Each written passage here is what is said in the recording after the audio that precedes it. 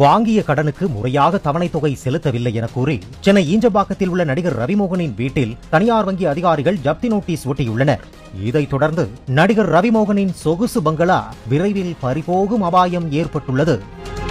Housing loan எடுத்துட்டு உங்களால் இஎம்ஐயே பே பண்ண முடியல அப்படின்னாலுமே பேங்க் கிட்ட இருந்து உங்க ப்ராப்பர்ட்டியை ஆக்ஷனுக்கு விடாம எப்படி காப்பாத்திக்கணும் அப்படின்னு தெரிஞ்சுக்கணும்னா இந்த வீடியோவை முழுசா பாருங்க. அப்படி பார்க்கலன்னா ஜெயம் ரவி சாருக்கு நடந்த மாதிரி உங்க வீட்டு வெளியிலயும் பாத்தீங்கன்னா நோட்டீஸை ஒட்டிட்டு உங்க ப்ராப்பர்ட்டியை ஆக்ஷனுக்கும் விட்டுடுவாங்க. இந்த மாதிரி day to day legal information உங்களுக்கு ஈஸியா சொல்லி கொடுத்துட்டு இருக்க உங்க ஹரணி அட்வொகேட் பேஜை ஃபாலோ பண்ண மறந்துடாதீங்க. பேங்க் கிட்ட இருந்து உங்களுக்கு எந்த நோட்டீஸ் ரிசீவ் ஆனாலுமே தயவு செஞ்சு அதை இக்னோர் பண்ணாதீங்க.